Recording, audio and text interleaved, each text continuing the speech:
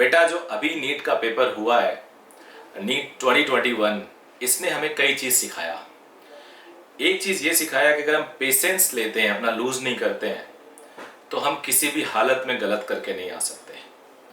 दूसरा ये सबसे बड़ा पार्ट आपको सिखाता है कि जो आपके टीचर्स हैं, जो भी सब्जेक्ट टीचर है, अगर आप उनसे पढ़ते हो तो बिलीव करो, नहीं तो नहीं पढ़ो। एकदम फ्रैंकली बताता हूं, अगर आप बिलीव करते हो तो पढ़ो, नहीं तो नहीं पढ़ो। आइडेंटिफाई करो teacher. If you find the teacher is good, believe in him और हर। इस पूरे टेस्ट में, इस पूरे टेस्ट पेपर में 50 क्वेश्चंस में 41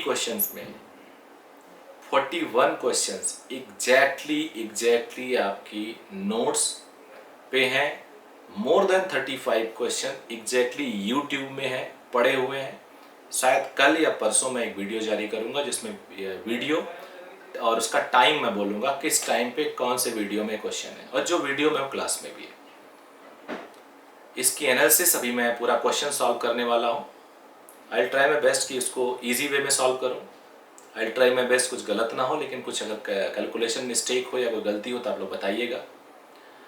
12th अगेन इस साल भी सबसे ज़्यादा आया है। 66% 12th आया है, 34% 11th आया। हो सकता है एक आध क्वेश्चन मेरे से मिस्टेक हो गया हो, बट वन गो में मुझे यही मिला।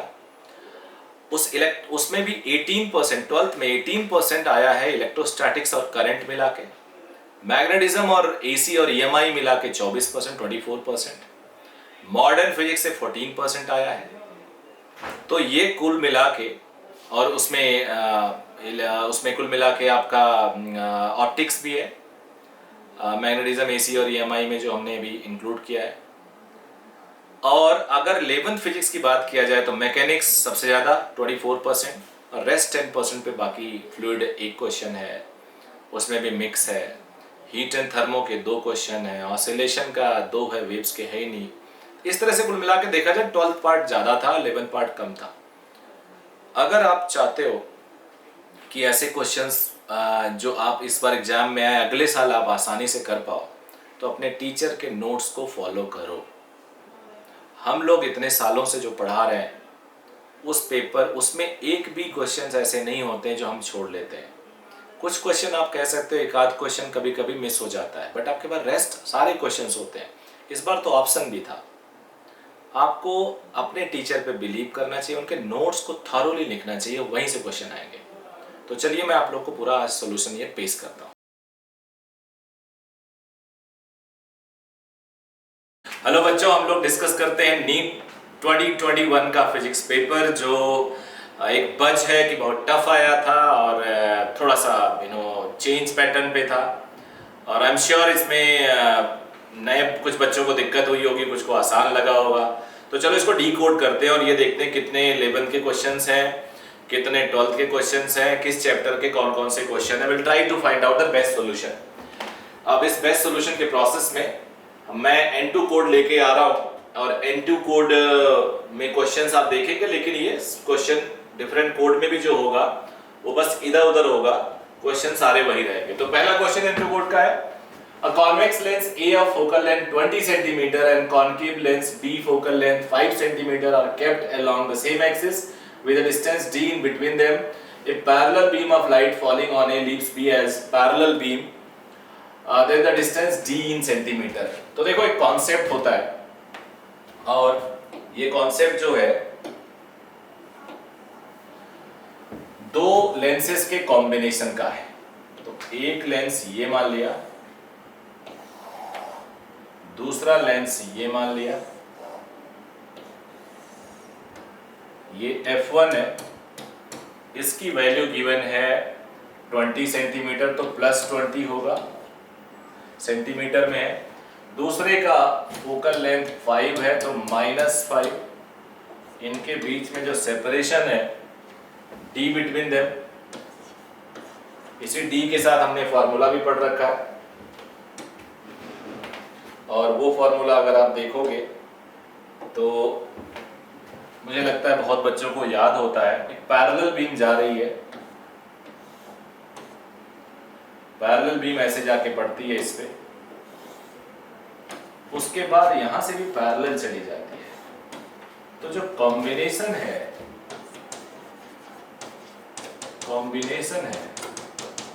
उसका फोकल लेंथ इन्फिनिटी पड़ता है, क्योंकि पैरेलल जा रही है तो इनफाइनाइट फोकल लेंथ। तो फॉर्मूला होता है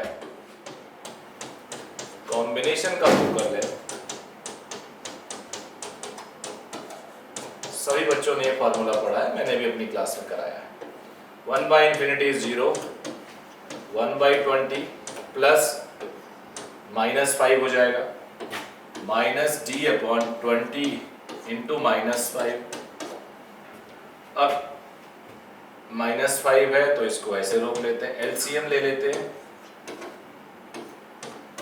ये आ गया प्लस और यहाँ हो जाएगा 100। इसको इधर ले आते हैं बेटा, -3/20 हो जाएगा, तो 3/20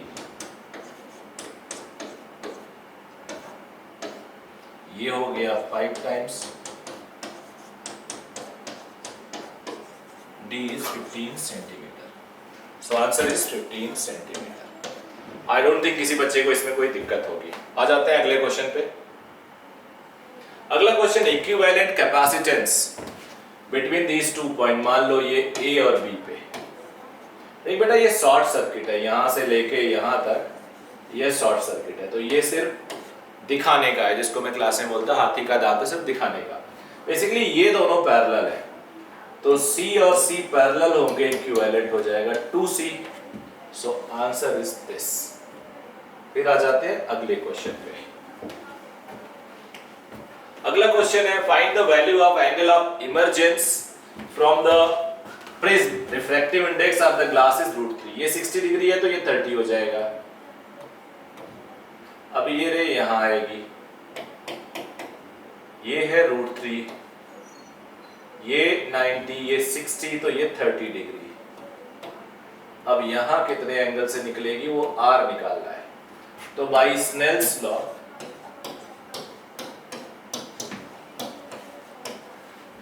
म्यू साइन 30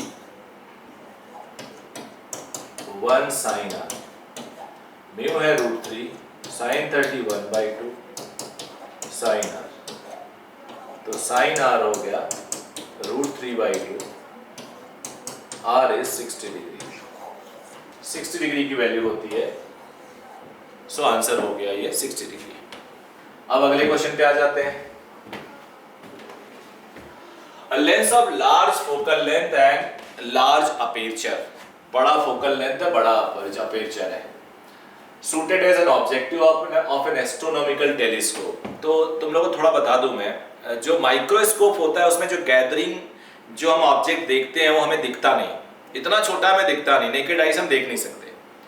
और वो प्रोबेबली अगर आप हाथ ऐसे करोगे इसमें मुझे लगता है हजारों लाखों आ जाएंगे वो ऑब्जेक्ट, तो उसके लिए बहुत छोटा लेंस चाहिए होता है।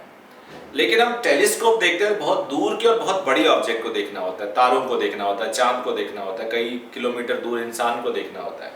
तो जितना बड़ा लेंस होगा उतना ज्यादा उसके अंदर ब्राइट रेज आएंगी और उसकी इमेज उतनी ब्राइट बनेगी।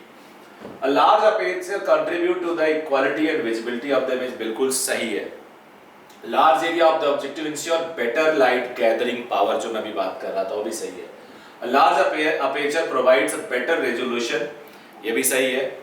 And all of the above इसका आंसर हो जाएगा। मुझे लगता है इसमें कोई प्रॉब्लम नहीं थी किसी को, यहाँ थोड़ा सा कुछ बच्चों को डाउट था, तो दो जब आप कंफर्म है तो भी ऑल ऑफ द अबव ही एक ऑप्शन बचता है। अब आ जाते हैं अगले पे। The electron concentration in an n-type semiconductor is same as hole concentration in p-type semiconductor. An external field is applied across each of them. Compare the currents in them. तो बेटा n टाइप का current हमेशा p type से ज्यादा होता है। Basically क्या होता है, mobility of electron is more than mobility of hole. Hole is considered like proton, जो बड़ा हैवी होता है, ऑलमोस्ट 2000 टाइम्स हैवी होता है एज कंपेयर टू इलेक्ट्रॉन। तो मोबिलिटी इलेक्ट्रॉन की ज्यादा होती है, हेंस इलेक्ट्रॉन वाला n टाइप में हम ज्यादा करंट एज्यूम करते मानते हैं। अब आगे आ जाते हैं। A body is executing simple harmonic motion with frequency n. Its potential energy, तो potential energy डबल फ्रीक्वेंसी से मूव करता है। कई बार हम लोग क्लास में डिस्कस करते हैं। मान लो SHM अगर a sin ओमेगा t है, तो इसकी काइनेटिक एनर्जी होती है हाफ mv², और यहाँ से वेलोसिटी तुम निकाल लोगे डिफरेंशिएट करके तो ये आ जाएगा, और kinetic energy half m⍵² a² cos² ω t। Potential होता है हाफ m⍵² x² और x² होता है a² sin² ω t। Sine square या कॉस स्क्वायर हमेशा साइन या कॉस से डबल फ्रीक्वेंसी रखते हैं, उसको तुम चाहो तो मैं बता भी देता हूँ। मान लो एसेशन करने वाली बॉडी ऐसे चल रही है, ये x वर्सेस t है। अब इसकी पोटेंशियल एनर्जी या काइनेटिक एनर्जी में नेगेटिव टर्म नहीं होगा, यानी ऐसे चलेगा, वो जो नीचे वाला पार्ट है वो ऊपर आ जाता है। तो इसका टाइम पीरियड t था, इसका टाइम पीरियड t/2 हो जाएगा। तो देखो यहाँ टाइम पीरियड आधा हो गया और टाइम पीरियड आधा, तो फ्रीक्वेंसी डबल, तो डबल फ्रीक्वेंसी हो जाएगी 2n। बहुत ही कॉमन क्वेश्चन है और हर टीचर इसको क्लास में डिस्कस करता है। आ जाते हैं अगले पार्ट पे। अगला पार्ट कहता है A dipole is placed an electric field as shown in the figure, the which direction will it move? तो बेसिकली क्या है कि यहाँ पे देखो ये कोई चार्ज होगा, हम एज्यूम कर सकते हैं पॉजिटिव चार्ज, क्योंकि इससे फील्ड लाइन जा रही है तो उसके क्लोजर फील्ड ज्यादा होगा। तो अगर इसको देखा जाए तो ये प्लस वाले पे फील्ड लग रहा होगा QE1 इधर, और माइनस पे उल्टी डायरेक्शन में लगता है QE2, नेगेटिव चार्ज है। तो नेट फोर्स हो गया QE1 minus QE2, Q common ले लोगे E1 माइनस E2, तो E1 क्लोज है इसलिए बड़ा है, तो बॉडी राइट जाएगी, टुवर्ड्स राइट जाने वाली है बॉडी इसकी। अब राइट जाने वाला ये है, ये है। अब राइट जाने पे आगे जाके इसकी पोटेंशियल एनर्जी बढ़ रही है घट रही है। हर कोई जानता है body moves from high potential to low potential, high potential to low potential, याद रखना। और वैसे भी पोटेंशियल एनर्जी जो होती है माइनस P.E होती है, तो आगे जैसे जैसे E वीक होगा पोटेंशियल एनर्जी वीक होती जाएगी, यानी पोटेंशियल एनर्जी विल डिक्रीज। तो ये ऑप्शन हो गया। आई होप ये क्लियर है आप सबको। अगले क्वेश्चन पे आते हैं। अगला क्वेश्चन है if E and G energy और G ग्रेविटेशनल कांस्टेंट, देन इसका डायमेंशन बताना है। तो बेटा एक फॉर्मूला है ग्रेविटेशनल फोर्स का, Gm1 m2, दोनों का मास अगर इतना हो तो इतना होता है।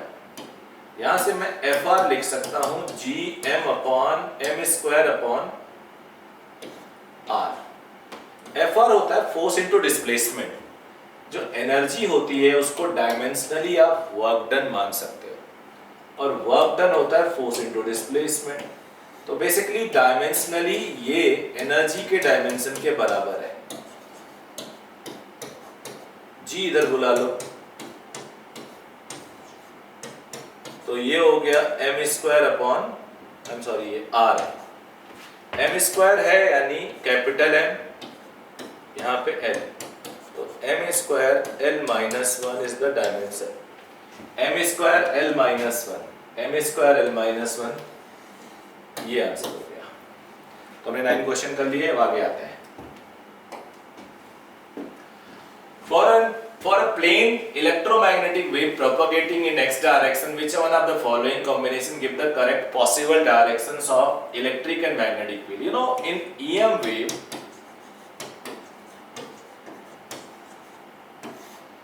E and B both are perpendicular. Perpendicular है तो दोनों का डॉट प्रोडक्ट 0 होना चाहिए। कोई भी दो वेक्टर परपेंडिकुलर है, डॉट प्रोडक्ट 0। डॉट प्रोडक्ट अंदाजा तुम्हें जे के साथ आता है, आई के साथ आता है, के के साथ आता है डॉट प्रोडक्ट में। अगर तुम्हें अंदाजा, तो पहला ही हमें बड़ा इंटरेस्टिंग मिल रहा है, J dot J minus minus plus plus 1, क्योंकि ये यूनिट वेक्टर है, इसका मैग्नीट्यूड 1 होता है, इधर प्लस 1 हो गया। के डॉट माइनस के माइनस 1, तो दोनों का अगर डॉट प्रोडक्ट देखा जाए तो +1 -1, और ये आ जाएगा 0। ये एक है बी, एक है ई, तो दोनों का डॉट प्रोडक्ट 0 आना चाहिए। यहाँ पे दोनों का डॉट प्रोडक्ट -2 आएगा, करके देखो। यहाँ पे दोनों का प्रोडक्ट 2 आएगा, यहाँ तक दोनों का प्रोडक्ट 2 आएगा। So this should be the right answer. Next आ जाते हैं। A potentiometer circuit cell of EMF 1.5 volt gives balance point at 36 cm length of wire. If another EMF cell of EMF 2.5 volt replaces the first cell, then at what length of the wire the balance point? तो यार दो cell को हम compare करते हैं, याद करो formula. पहला 1.5 है, दूसरा है 2.5, तो दूसरा 2.5, पहला 1.5। पहले का बैलेंस लेंथ 36 था, सेल बढ़ गया तो लेंथ भी बढ़ जाएगा। अब इसको हम सॉल्व कर लेते हैं। इसको मैंने 25/15 कर दिया, 3 से कैंसिल हो जाएगा, 3 5 जा 5 3 जा एंड 5 हो गया। अब यहां से ये 12, तो टोटल आ गया 60 centimetre. 60 centimeters would be the right answer. Direct formula based. अगला question. A small block slide down on a smooth inclined plane starting from rest at t is equal to 0. Let S1 be the distance traveled by the block in the interval n-1 to n. वैसे बेटा S1 अगर ये है, S2 अगर ये है, S3 अगर ये है, इस तरह से देखो तो फर्स्ट S1 होता है, सेकेंड S2 माइनस S1 होता है, यानी 1 से ज्यादा और 2 से कम, 1 और 2 के बीच में S3 माइनस S2, 1 को भी 0 कर सकते हो, ऐसे Sn माइनस Sn माइनस 1। तो यही डेफिनेशन आपने भी पढ़ा है, n-1 से n। अब इसका फॉर्मूला होता है u plus half a 2n minus 1। u 0 है, हाफ a 2n माइनस 1, ये Sn हो गया। Sn प्लस 1 निकालना है, जहां जहां आपको n दिखे वहां n प्लस 1 लिख लीजिए, तो ये आ जाएगा। अब ये Sn है, ये Sn प्लस 1 है, ये कॉमन है, 2n minus 1 2n plus 1, divide करो 2n minus 1 2n plus 1, this would be the right answer. और ये मैंने पीडीएफ की अपनी हैंड राइटिंग का डाल रखा है, अपने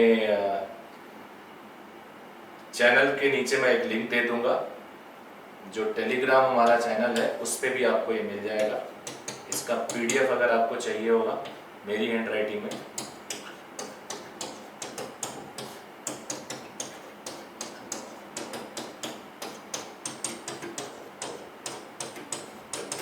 तुम्हें जान के सरप्राइज होगा बड़ा कि ये क्वेश्चन NTSC यानी क्लास 10th के एग्जाम में आया हुआ है।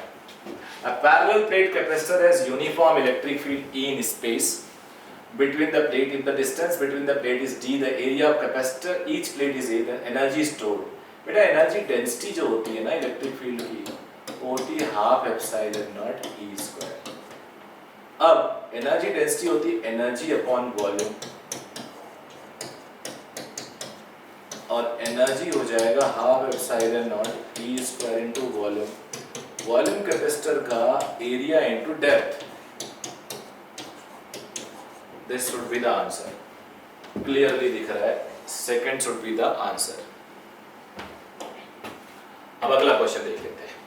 अगला क्वेश्चन इंटरेस्टिंग हो सकता है। अगला क्वेश्चन है रूट मीन स्क्वायर वेलोसिटी, ये होता है 3RT/m।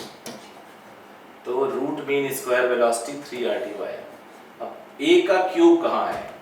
a का क्यूब 3 में है, ये नहीं हो सकता, ये नहीं हो सकता बिल्कुल भी।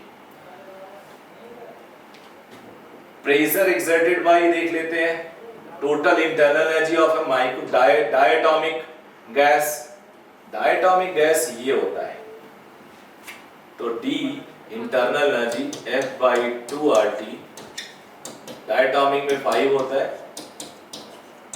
तो यानी D का R ये हो सकता है सही।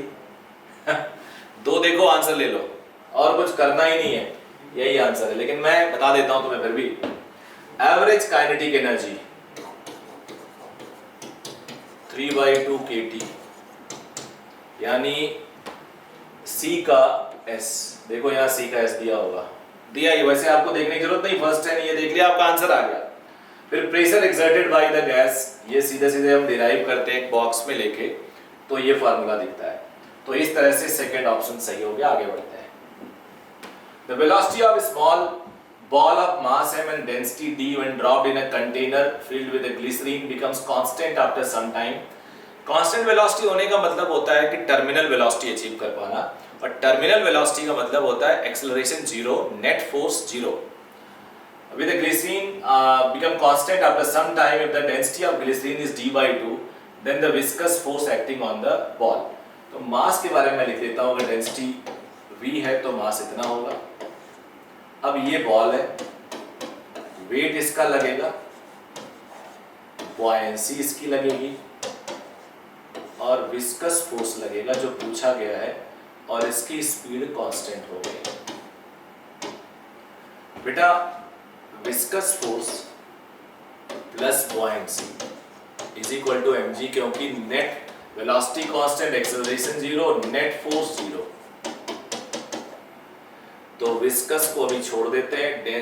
बॉयंसी होती है density of liquid which is d/2, glycerine है वो, वॉल्यूम v है, g मास है, dv मास इनटू g। तो अब तुम इसको लिख सकते हो, dv को मास लिख दो, तो बॉयंसी मास बाई 2 लग रहा है, और ये mg हो गया। बॉयंसी ले जाओगे, mg में से mg/2 माइनस कर दोगे, so answer is mg/2।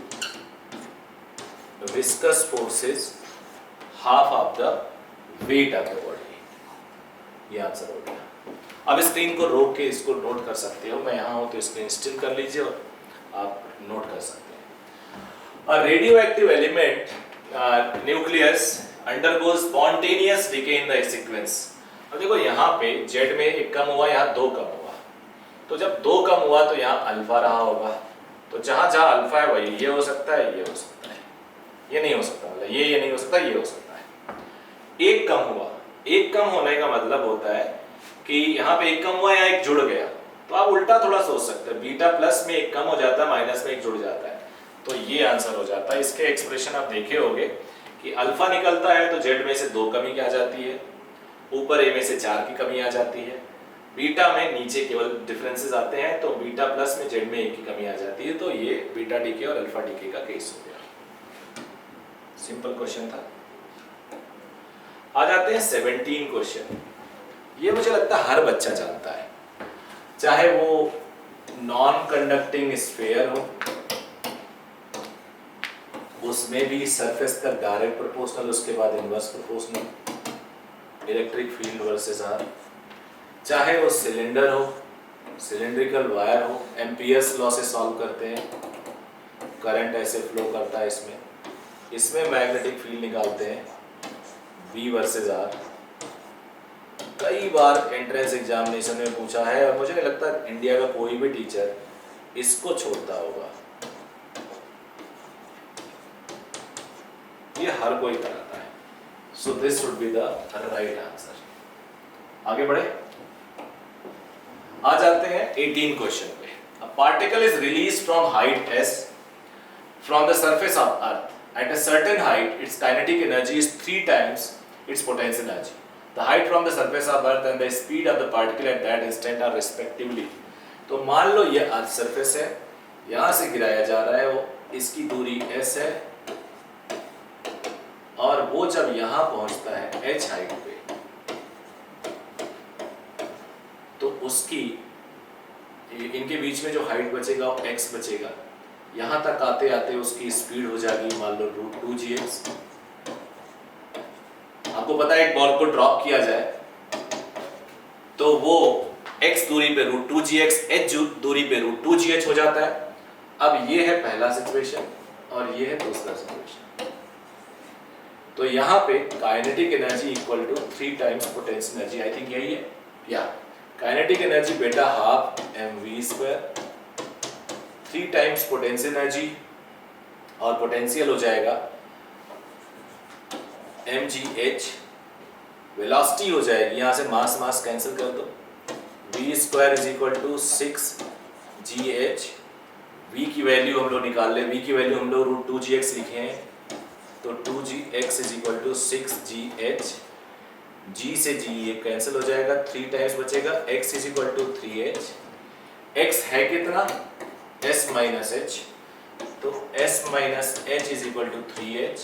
यहाँ से s is equal to 4h, यहाँ से h is equal to s by 4। h is equal to s by 4, s by 4 ये हो सकता है, ये हो सकता है, ये हो सकता है।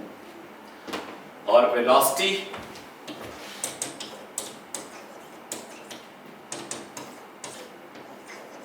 x है s माइनस h, x है 3h के बराबर।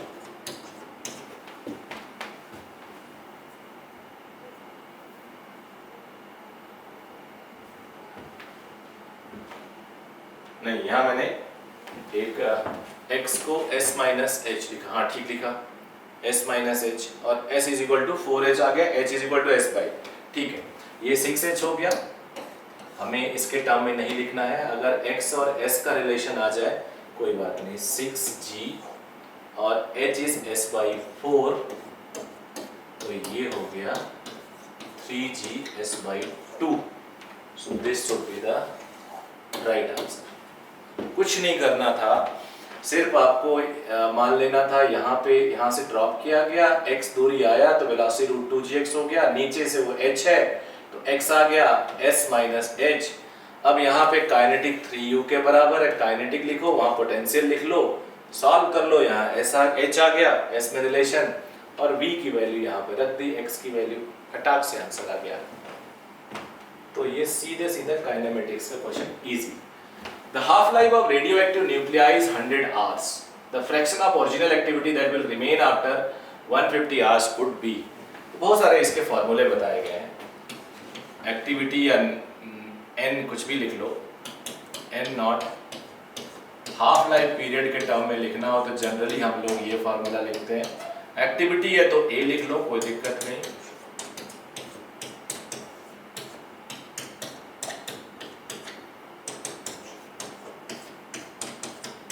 हाफ लाइफ है 100 और ये 150 आवर्स के बाद पता करना है,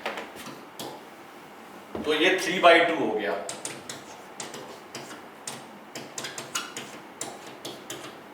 तो a upon a naught 1/2 to the power 3/2, तो ये 1/2 √1/2, तो ये आ गया 1/2 √2। तो fraction is 1/2 √2। This should be the right answer. आगे बढ़ते हैं, ये बड़ा फेवरेट क्वेश्चन है, इनफैक्ट बहुत सारे हैं इसमें। Cup of coffee cools from 90 degree to 80 degree in t minutes, तो 90 से 80 हो गया t मिनट में। अब रूम टेम्परेचर 20 है, अब 80 से 60 कितने में होगा, 80 से 60, और रूम टेम्परेचर है 20 डिग्री।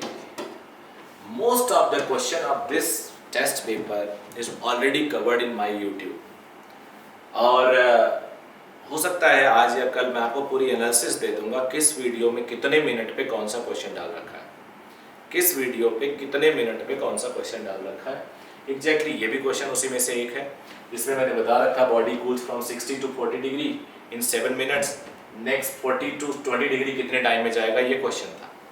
रूम टेम्परेचर 10 डिग्री, तो ऐसे क्वेश्चन सारे आपके किए हुए हैं, लेकिन अगर आप फिर भी गलती कर रहे हो तो कई बार किस्मत खराब को कह सकते हैं या थोड़ी लापरवाही भी कही जा सकती है। केस 1 से हम k निकालते हैं, तो फार्मूला लिख देता हूँ पहले, t1 minus t2 upon t is equal to k times t1 plus t2/2 minus t1। थोड़ा क्विक कैलकुलेशन करने की कोशिश करते हैं। 90 माइनस 80 इज 10,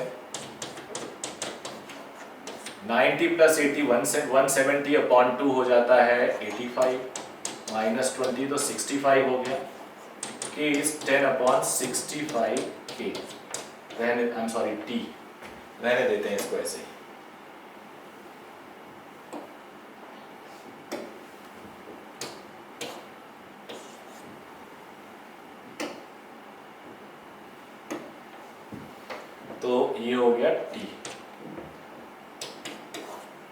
अब आ जाते हैं केस 2 को। अब हो रहा है 80 to 60, तो 80 - 60 20 बाई t1 मान लो टाइम लग रहा है, k की वैल्यू रख देता हूं। फिर यहाँ पे 80 + 60 140, 140/2 दैट इज 70 माइनस t0 20 50 हो जाएगा। तो ये हो गया 10 × 50/65t, इधर 20/t1। तो 20 का 1 0 गया, 2 चला गया है 25 हो गया। अब t1 होगा 65t/25, 65 13 5 13 जा और ये 5 5 जा, 13t/5 is the right answer. ये आंसर होगा। तो हमने ये 20th क्वेश्चन भी कर लिया। अब आगे आते हैं। ये क्वेश्चन देख लेते हैं। Escape velocity from Earth's surface is v. The escape velocity from the surface of another planet having radius 4 times that of Earth, same mass density. जब भी मास डेंसिटी की बात आ जाती है तो हम जहां जहां मास होता है उसको डेंसिटी और रेडियस के टर्म में लिखते हैं। एस्केप वेलोसिटी का फॉर्मूला आप सबने पढ़ रखा है इतना। अब बेटा जहां मास डेंसिटी की बात आ गई तो स्फेरिकल मास हम लेते हैं और वो होता है density into volume. Density rho मान लिया, वॉल्यूम इतना आ गया, I am sorry 4 pi, density यहाँ लिख लिया अपॉन आर। तो अब ये एस्केप वेलोसिटी हो गई 8 g पाई रो अपॉन 3 × r²। यहां से आप कह सकते हो रूट के अंदर r², बाहर आ जाएगा r। Escape velocity directly proportional to r। अब कह रहा है कि इस अर्थ पे v है तो कहीं पे जिसका रेडियस 4 टाइम्स है ऑफ अर्थ, वहां पे क्या होगा? तो 4 भी हो जाएगा। क्या दिक्कत है बताइए? आपने निकाल लिया कि escape velocity is directly proportional to r। अब एस्केप वेलोसिटी अर्थ पे v है, escape velocity from the surface of another planet having a radius 4 times that of earth, तो 4 गुना हो गया, 4 गुना एस्केप वेलोसिटी हो गई। इससे ज्यादा क्या सॉल्व करो? अगला देखते हैं। Water falls from a height of 60 metre at a rate of 15 kg/s to operate a turbine. The losses due to frictional force are 10% of the input energy. How much power is generated by the turbine? 9th में भी ऐसे questions देखे हैं मैंने। तो power जो होता है वो वर्क डन अपॉन टाइम होता है। वर्क डन को हम h हाइट पे पोटेंशियल एनर्जी कह सकते हैं। मैंने जानबूझ के dm लिखा क्योंकि मास का वो रेट दिया हुआ है kg/s। तो ये बन जाता है GH मैं अलग से लिख देता हूँ, dm/dt अलग से लिख देता हूँ, ये बन गया पावर। बट एक्चुअल जो हमें मिलेगा वो 10% लॉस पे मिलेगा, यानी 90% ऑफ P मिलेगा। 90% यानी 90/100 और इंटू dm/dt GH। तो ये हो गया 0.9। dm/dt is given as 15, g is 10, h is 60। तो ये हो गया 9 और 900, तो 8100 वॉट, जिसे आप 8.1 किलोवाट लिख सकते हो। 8.1 किलोवाट ये आंसर हो गया। अब 23 क्वेश्चन देख लेते हैं। Capacitor of capacity C is connected across an AC source of voltage V is given by this displacement current। Displacement current हमेशा होता है dq/dt। अब Q कैपेसिटर में CV होता है, याद करो RC सर्किट, पूरा डेरिवेशन ही यहीं से स्टार्ट होता है। V is given as V0 sin ωt। अब करंट होगा डिस्प्लेसमेंट dq/dt, डिफरेंशिएशन कर दो C omega V0 cos ωt। इतना इजी इमेजिन भी नहीं किया होगा आपने। ये C omega V0 cos ωt। तो ये हो गया अब आ जाते 24 क्वेश्चन पे। A nucleus with mass number 240 breaks into two fragments each of mass number 120. The binding energy per nucleon of unfragmented nuclei is 7.6 while that of the fragmented is 8.5 mega electron volt. The total gain in binding energy. gain in energy निकाल लेते हैं। Fragmented देखो 120 के दो आए, पर nuclei है इसका 7.6 8.5 और दैट ऑफ द अनफ्रेगमेंटेड 7.6, तो 240 इंटू 7.6, तो यहां से आपको डिफरेंस मिल जाएगा। अब इसको सॉल्व कर लेते हैं। तो डिफरेंस आप निकालोगे तो आई थिंक जहां तक मुझे याद है कैलकुलेट करके देखो तो 216 मेगा इलेक्ट्रॉन वोल्ट आ जाएगा, क्योंकि ऑलरेडी ये मेगा इलेक्ट्रॉन वोल्ट के रेंज में दिया हुआ है, तो मेगा इलेक्ट्रॉन वोल्ट 216 आ जाएगा।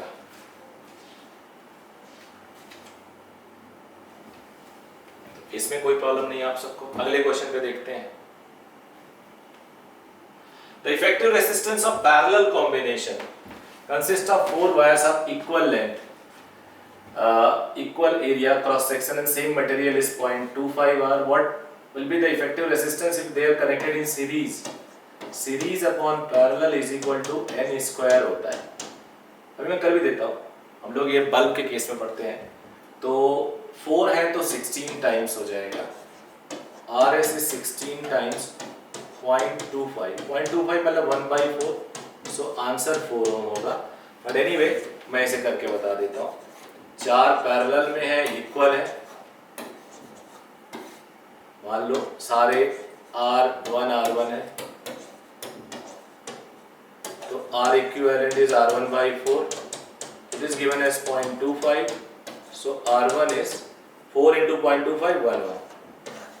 अब इन्हीं को मैं सीरीज में कर देता हूँ,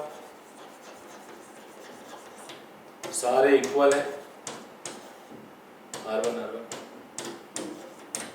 तो इक्विवेलेंट इज 4R1, R1 1 आया था तो आंसर इज 4 होगा जो यहाँ आया।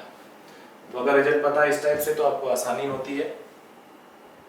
आ जाते हैं अगले क्वेश्चन में। Spring stretched by 5 centimetre by a force 10 newton, the time period of the oscillation when mass of 2 kg suspended by it. तो 5 सेंटीमीटर एक्सटेंड हो रहा है 10 न्यूटन के फोर्स लगाने के, F = kx। 10 न्यूटन का फोर्स है, k नहीं पता, x है इतना, सो k आ गया 200 न्यूटन पर मीटर। टाइम पीरियड एक मास के साथ स्प्रिंग को लटका दे हम तो आता है m/k।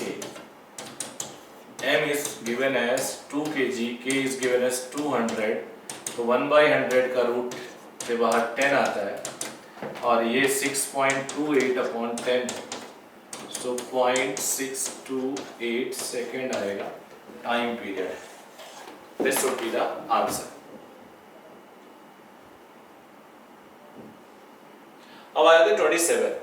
2 चार्जेस, ये भी बड़ा कॉमन सा क्वेश्चन है। चार्ज स्फेरिकल कंडक्टर और radius r1 r2 connected by a wire, then the radius of surface charge densities of the sphere इतना, ये बताना है। तो बेटा अगर हम दो को कनेक्ट करते हैं, प्रीवियसली Q0 चार्ज था, इस पे Q1 आया, इस पे Q2 आया, इसका रेडियस r1 है, इसका r2 है, तो बड़ा ही कॉमन फॉर्मूला होता है Q0 r1/r1 + r2, potential equal करके और चार्ज कंजर्व करके इसको डिराइव करते हैं। यहां से Q1/Q2 r1/r2 लिखते हैं। अब डेंसिटी होता है चार्ज अपॉन एरिया, तो चार्ज हो गया density into area, area sphere का 4πr², तो Q1 पे लिख दो σ1 4πr1² अपॉन σ2 4πr2²। 4π कैंसिल हो गया, एक स्क्वायर यहाँ से कैंसिल हो गया, σ1/σ2 इज r2/r1, इनवर्सली प्रोपोर्शनल आ गया। थोड़ा कैलकुलेशन था, बच्चे कई बार डर भी जाते हैं अगर करके नहीं आया। तो पहला सही है, काफी हद तक पहला इसकी हो रहा है इस बार। तो अब आ जाते हैं अगले क्वेश्चन पे। अगला क्वेश्चन भी थोड़ा इंटरेस्टिंग है और ये आप कह सकते हो फोटो इलेक्ट्रिक इफेक्ट से रिलेटेड है, क्योंकि वर्क फंक्शन की जिक्र किया जा रहा है। वर्क फंक्शन जहां पे आ गया तो आप लोग आइंस्टाइन का इक्वेशन देख लीजिए। और आइंस्टाइन का इक्वेशन क्या है आप सब लोग जानते हो। पहले हम लोग देख लेते हैं। Electromagnetic wave of wavelength lambda is incident on photosensitive surface of negligible work function, मतलब zero work function. Mass of the photo electron emitted from the surface has de Broglie wavelength इतना, then lambda mass of the photo electron का mass m है। तो E यानी max यानी k max is equal to energy minus work function, ये zero है।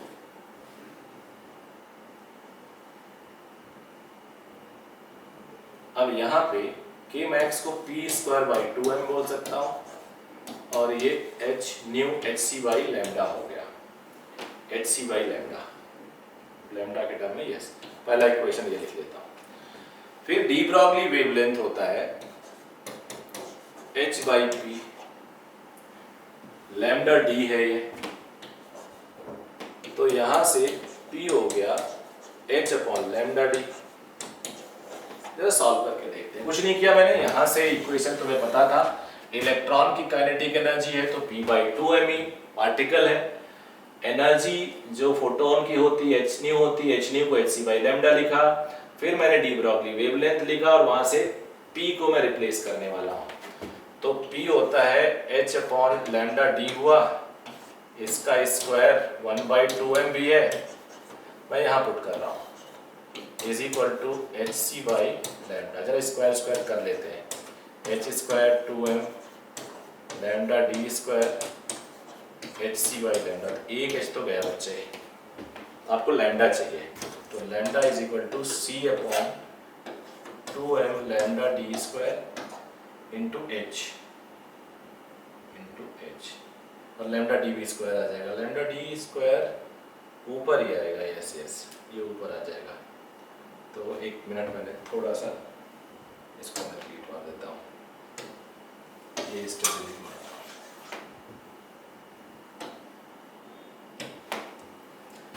Lambda is equal to बेटा ये मल्टीप्लाई हो जाएगा सीधे 2mc upon h lambda D square, 2mc upon h lambda D square. देखो कितना सही से कनेक्ट हो गया ये। आप ऐसे जब भी मैं इधर आऊँ तो नोट कर सकते हो, मुझे टाइम बचाना है इसलिए मैं बहुत ज़्यादा उस पर रुक नहीं रहा हूँ। आप स्पेस देख के उसको स्विच कर सकते हो। अब आ जाते हैं हम लोग क्वेश्चन नंबर 29 पे। अब 29 पे आप सिंपल आपको ये सोचना है कि सीधे सीधे अगर आपको डेरिवेशन पता हो सारे जो हम लोग ओम्स लॉ को डिराइव करते हैं, मेरे वीडियो में भी पढ़ा है ये सब डेरिवेशन, तो उससे आपको विद इन सेकेंड्स आ जाएगा। लेकिन तरीका होता है, अगर मान लो 2 आपको आता है और आपको सॉल्व करना है तो आप क्या करोगे। जो ड्रिफ्ट वेलोसिटी होती है उसको हम जनरली AT बोल देते हैं। अब A होता है फोर्स अपॉन मास, तो ये हो जाता है EE upon m into tau.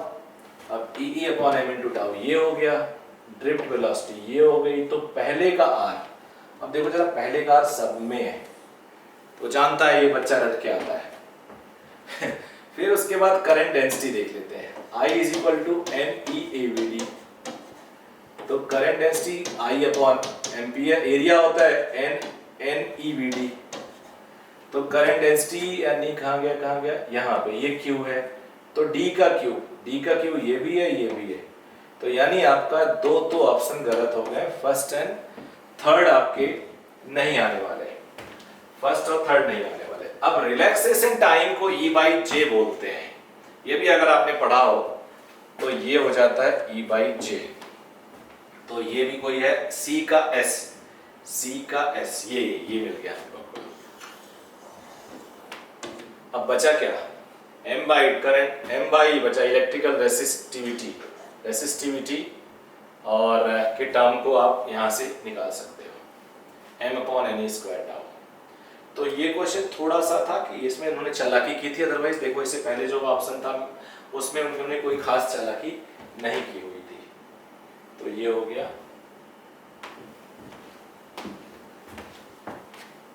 अब आगे बढ़ते हैं।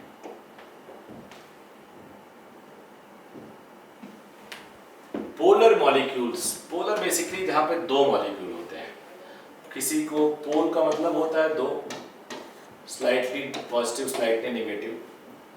Acquire dipole moment only when the presence of electric field due to displacement charges.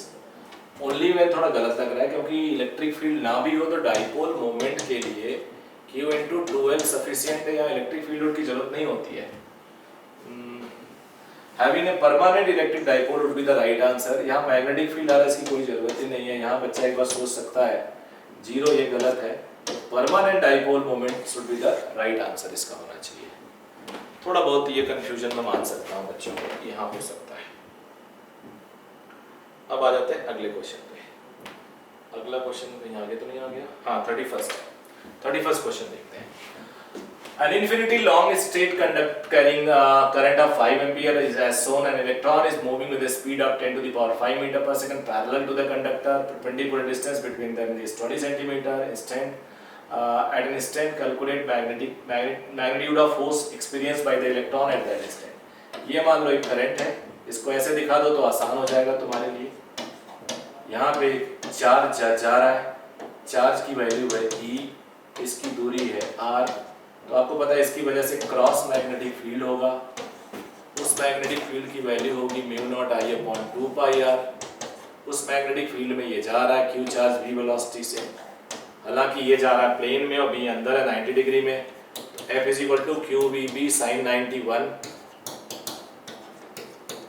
Force निकालना है, Q है इलेक्ट्रॉन, V और B है μ0I/2πr।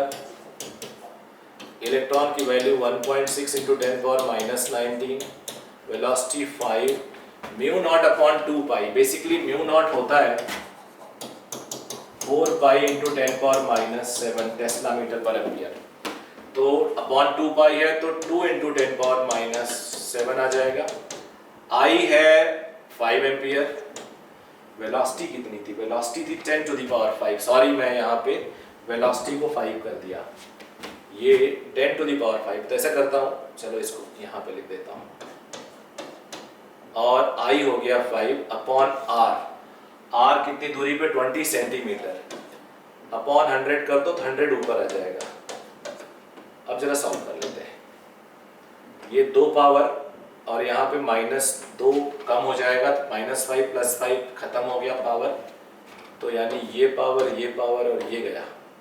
अब 5 2 = 10 और 10 से ये खत्म हो जाएगा, 2 बचेगा, और ये 0.8 × 10 to the power -19, 8 × 10⁻20 is Newton is the force। 8 × 10⁻20 Newton is the force। तो ये भी क्वेश्चन सॉल्व हो गया। देखो कितना आसान था। कुछ स्टेप्स, अब डॉक्टर बनना है तो ये सारे स्टेप्स तो आपको करने पड़ेंगे। अब आ जाते हैं अगले में। अगला है screw gauge. Screw gauge basically जितना चक्कर घुमाते हैं वो बताता है डेसिमल के कितने आगे प्लेस रखना है। और जो पहली रीडिंग होती है ना, यहाँ पे मान लो यहाँ है 0 और 1 अंदर होगा, लेकिन 1 नहीं आ रहा है, और यहाँ पे गोला है, और ये जो पॉइंट है ये 8वें 9वें 10वें के पास, जिसके भी आसपास हो। तो मेन स्केल रीडिंग 0 है। रीडिंग होगी main scale reading plus 1 millimetre of main scale corresponding to 100 division of circular scale. तो ये लीस्ट काउंट हो गया 1/100, 52th। तो circular scale into least count. तो मेन स्केल 0 है, सर्कुलर स्केल है 52, लीस्ट काउंट 1/100। ये आ जाएगा मिलीमीटर में, सब कुछ दिया हुआ है, तो 0.52 मिलीमीटर। अब 0.52 सेंटीमीटर आ जाएगा। तो ये आंसर आ गया, ये आंसर। आगे चलते हैं। देखो कितना आसान क्वेश्चन है। Force, acceleration and time are chosen at fundamental physical quantity. Dimension of energy, energy force into displacement, displacement acceleration into T square, s is equal to ut plus half at square लिखे हो ना, तो acceleration at square के term में लिख सकते हैं। और ये आंसर हो गया f at स्क्वायर। फर्स्ट देखो, फर्स्ट काफी ज्यादा आ रहा है। आगे आते हैं 35 फर्स्ट फेज का पार्ट 1 ए का आखिरी question. Consider the following statement A and B, identify the correct answer. Zener diode is connected in reverse bias, बिल्कुल सही है, ये रिवर्स बायस में कनेक्टेड होता है। ये P वाला नेगेटिव के साथ, N वाला पॉजिटिव के साथ कनेक्टेड होता है और फिर ये डैमेज होने से बचाता है।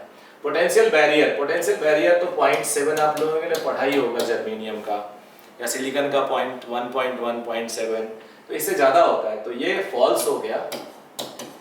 Potential barrier P N junction lies between, इतना ये फॉल्स हो गया, ये ट्रू हो गया। ट्रू फॉल्स यानी A correct, B is incorrect, तो सेकंड आंसर सही है। अब हमने कर लिया पार्ट ए। अब पार्ट बी में हमारे पास 20 क्वेश्चन है, उसमें से हमें करना है 15 क्वेश्चन है, उसमें से हमें 10 करने हैं। 27 drops of same size are charged at 220 volt each, then they combine to form a bigger drop. Calculate the potential difference of the bigger drop. देख लेते हैं 27 ड्रॉप, तो एक का पोटेंशियल था KQ by R, ये 220 था। अब 27 से जो रेडियस बना, रेडियस बड़े वाले का फॉर्मूला होता है, ये हम सब पढ़ते हैं सोप बबल के केस में, लिक्विड ड्रॉप के केस में, तो 27 to the power 1/3 into R, तो जो बड़ा बना उसका रेडियस 3R के बराबर होगा, बिगर ड्रॉप। अच्छा, टोटल चार्ज भी कंजर्व रहता है, तो एक ड्रॉप पे Q चार्ज, तो 27 पे कितना चार्ज, तो पोटेंशियल ऑफ बिगर ड्रॉप के Q टोटल अपॉन बड़ा वाला R के 27Q अपॉन 3R, तो 3 9 जा 9 टाइम्स KQ by R, तो 9 टाइम्स 220 वोल्ट, तो ये हो जाता है 980 हो जाएगा, यहाँ 1980 सॉरी, ये आंसर है इसका। आगे आते हैं, अगला question. Product, cross product generally हम इग्नोर करते हैं, तो इसे आप थोड़ा बड़ा क्वेश्चन की तरह ट्रीट कर सकते हो। QB क्रॉस B, B में दो बराबर है और एक डिफरेंट है, तो देखो सब में दो बराबर दे रखे हैं, तो ये आप गेस करना थोड़ा मुश्किल है। फोर्स का वेक्टर दिया हुआ है, वेलोसिटी और B का वेक्टर देना है, तो मैं ऐसे एक्सप्रेशन लिख दे रहा हूँ, since F is equal to QB cross B, LHS है 4I 20J 12K, Q is 1, it is given as Q1, velocity है 2I 4J 6K cross B, B is given as BI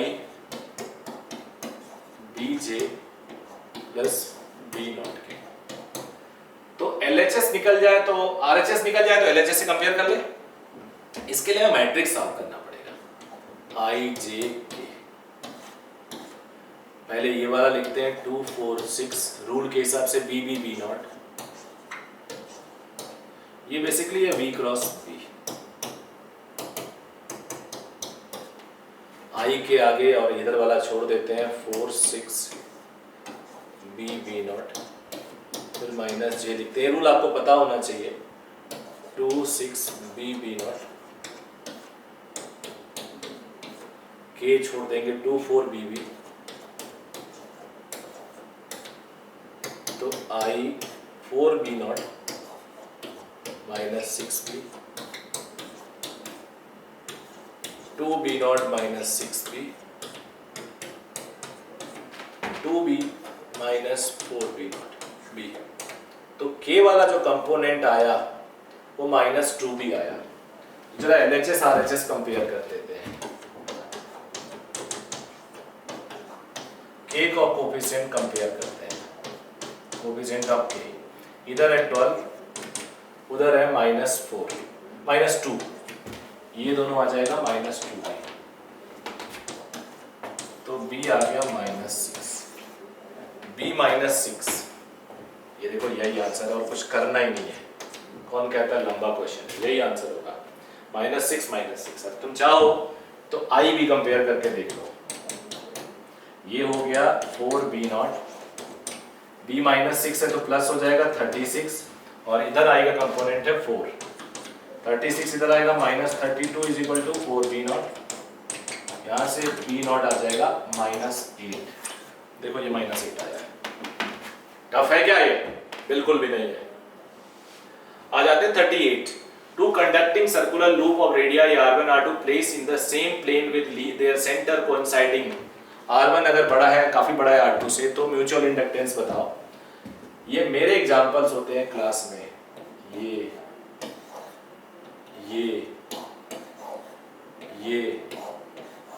कोई भी मेरा lecture देख लो आप उठा के, किसी भी साल का, हर साल देता हूं, इस बार ये आ गया।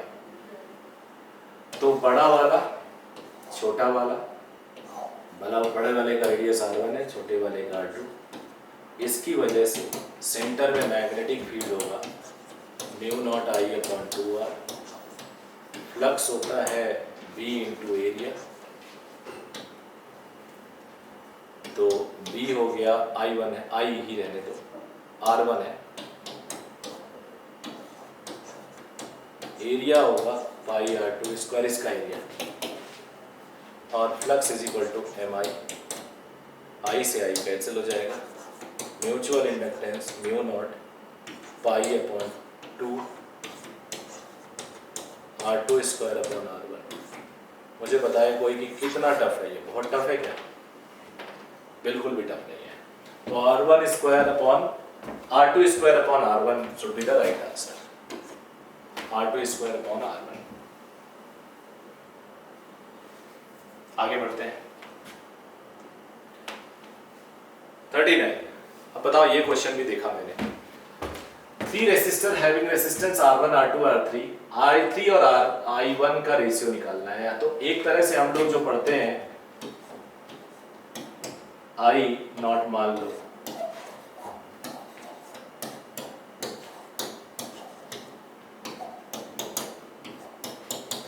जानबूझ के टाइम ले रहा हूं जिससे तुम्हारे ये B वाले पार्ट का रिस्पेक्ट हो जाए, इतना आसान है।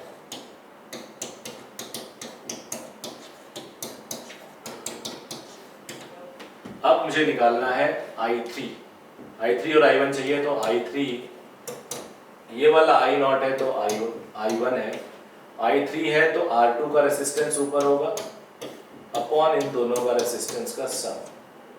अब I3 अपॉन I1, एक लाइन लग जाए तो बहुत बड़ी बात है। तो R2 upon R2 plus R3 should be the right answer. फिर फर्स्ट हो गया। अब आ जाते हैं अगला क्वेश्चन। सर्कुलर रिंग है जिसका मास m है और उसका प्लेन के perpendicular moment of inertia remaining part of the 90 degree का सेक्टर रिमूव कर दिया गया। The moment of inertia of the remaining part of the ring about an axis passing through the centre of mass perpendicular to the plane.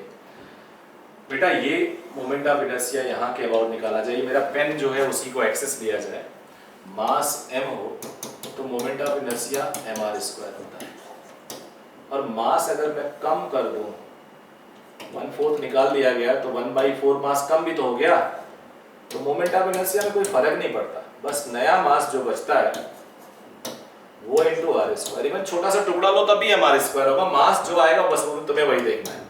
और मास में 1/4 कम हो गया, 3/4 बचा। अब इसको इन्होंने दे रखा है kmr², तो k इज इक्वल टू 3/4। बताओ इसको भी कोई टफ बोल सकता है क्या? लेक्चर में है मेरे, most of the question lecture में है। कोशिश करूंगा मैं 1-2 दिन में वीडियो के साथ बता दूं किस वीडियो में कितने मिनट पे ये क्वेश्चन है exactly. A car starts from rest and accelerates to 5 meter per second square at t is equal to 4 seconds. A ball is dropped out of the window by a person sitting in the car. What the velocity and acceleration of the ball at 6 seconds? तो 4 second बाद मान लो ये car है, t0 पे start किया गया, t4 पे drop किया गया, तो जब ड्रॉप करोगे तो इसकी स्पीड जितनी होगी वो होगी 80 और ए दिया है 5, 4 सेकेंड लगा तो हॉरिजॉन्टल स्पीड 20 मीटर पर सेकेंड आएगा। अब यहां से बॉल गिरेगी ऐसे, हॉरिजॉन्टल बना रहेगा 20, वर्टिकल हमें निकालना है। अब जब कार से ये फ्री हो गई और t = 6 सेकेंड में आप बात कर रहे हो तो टोटल 2 सेकेंड लगा आने में, तो वर्टिकल वेलोसिटी जो होती है वो 80 होती है। a = g मतलब नीचे की तरफ g × 2 यानी 20 मीटर पर सेकेंड, तो ये 20 आ गया। अब 20 हॉरिजॉन्टल 20 वर्टिकल, तो और एक्सेलरेशन ये ग्रेविटी में आ गया, तो नेट स्पीड होगा √20² + 20² 20√20 नेट, और एक्सेलरेशन ग्रेविटी में आ गया 10, तो 20√2 × 10 मीटर पर सेकेंड स्क्वायर। ये आ गया इसका नेट स्पीड और एक्सेलरेशन। ये 41 पे हम आ गए। अब आगे आते हैं 42 पे। रोटेशन का एक क्वेश्चन ये और मोमेंट ऑफ इनर्शिया दूसरा क्वेश्चन। ये टॉर्क बैलेंस करना है, ये 20 सेंटीमीटर, फिर अगला 20 सेंटीमीटर, ये अगला 160 सेंटीमीटर की दूरी है। तो बेटा अब ऐसे इसको सॉल्व कर लेते हैं, 1 सेकेंड लगेगा। ये 20 सेंटीमीटर पे 2g है, यहाँ पे ये mg है, ये जो हिंज है यहाँ पे एक नॉर्मल है, ये दूरी है 20 सेंटीमीटर, क्योंकि देखो ये 20 यहाँ तक है, फिर ये 20 और है, 40 का मार्क है ये। अब यहाँ 40 से लेके 160 यानी 120 सेंटीमीटर के का डिस्टेंस ये है। मैं O पॉइंट नॉर्मल में टॉर्क ले लेता हूँ, इक्विलिब्रियम है तो नेट टॉर्क 0। अब ये 2g इधर घुमाएगा और mg इधर घुमाएगा, तो 2g × 20 इधर, mg × 120 इधर, तो g से g गया और ये 6 टाइम्स और m आ जाएगा 2/6, दैट इज 1/3 kg। 1/3 kg, इसका फर्स्ट ऑप्शन सही हुआ। आगे आते हैं 44. A particle moving in a circle of radius r with uniform speed takes t time to complete one revolution. एक पार्ट ये है, if the time if this particle were projected with the same speed at an angle theta to the horizontal, the maximum height attained by it is equal to 4r. The angle of projection theta is given by, तो height 4r दिया हुआ है और यहाँ पे radius r से time complete करने पे लगता है उसे t, तो 2πr/v आप लिख सकते हो। यहाँ से v0 में बोल देता हूँ, v0 अगर आपका आ गया 2πr/t, एक इक्वेशन। अब एक प्रोजेक्टाइल आप फेंक रहे हो v0 स्पीड से, थीटा एंगल से, और ये हाइट गिवन है 4r के बराबर। ये r रेंज नहीं है, ये रेडियस है, कंफ्यूज मत हो ना आप लोग। तो अब हाइट का फॉर्मूला होता है v² sin² θ/2g, तो ये 4r हो गया। v² की वैल्यू वो लिख देता हूं, तो 4π² r² sin² θ/2g, कुछ कैंसिल हो रहा, 4 गया, एक r गया, sin² थीटा हो जाएगा 2gt² π²r, तो sin थीटा हो जाएगा √ of all these thing π²r 2gt² π²r। बस केवल पेशेंस आपका चेक कर रहे थे। अब यहाँ जाते हैं, step down transformer connected to AC mains of supply this much, made to operate इतना lamp, ignoring power losses in the transformer, what is the current in the primary circuit। अब AC मेंस के inputs, power जो है वो constant रहता है, power 44 है, VI लिख सकते हो, 220 वोल्ट इनपुट वोल्टेज, I निकालना है, तो I आ गया 44/220। अब ये हो गया 0.2, 0.2 ampere should be the right answer. बताइए अगले क्वेश्चन पे आ जाते हैं। एक लेंस का क्वेश्चन है। लेंस में क्या है कि a point object is place at a distance of 60 centimetre from a convex lens. Focal length 30 centimetre, ये 30 सेंटीमीटर है।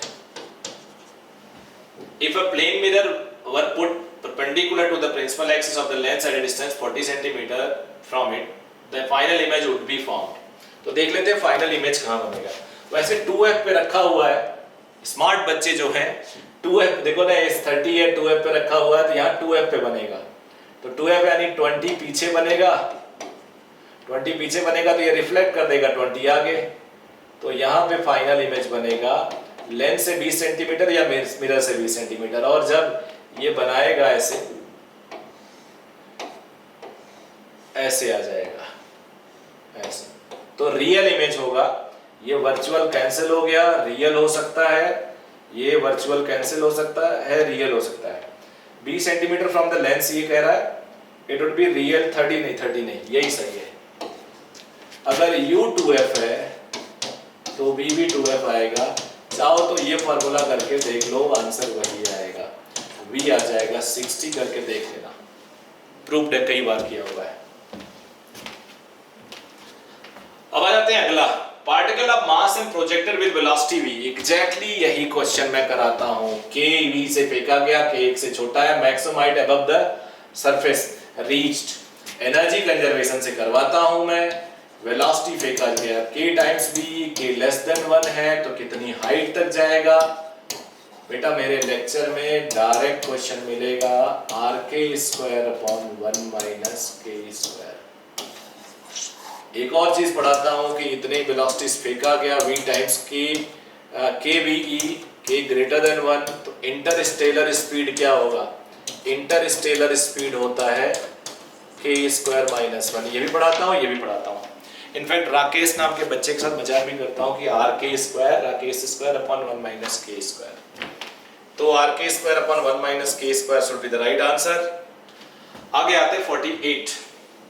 LCR series circuit containing 5.0 Henry inductor, 80 microfarad capacitor, 40 ohm resistor connected to 230 volt variable frequency AC source. The angular frequency of the source at which power transferred to the circuit is half the power at resonant angular frequency are likely to be। ये question बड़ा interesting है, इसको मैं class में कराता हूँ bandwidth और मैं कराता हूँ क्वालिटी फैक्टर के चैप्टर में।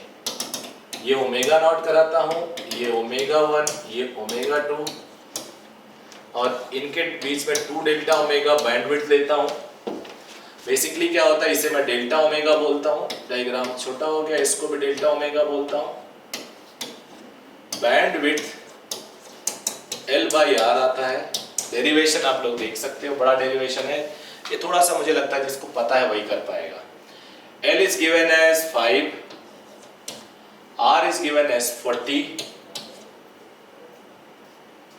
R/L होता है, आई थिंक R/L होता है, यस सॉरी ये R/L होता है। और ये हो गया 40/5 और 40/5 तो 8, 2 डेल्टा ओमेगा, डेल्टा ओमेगा हो गया बेटा 4। अब जरा देख लेते हैं resonance angular frequency 1/√LC। L is given as 5, C is given as 80 micro. Micro ऊपर जाएगा +6 होगा, रूट के बाहर आएगा 3, और यहाँ पे रूट के अंदर 8 5 जा 40 400, तो ये 1000/20, तो ये 50।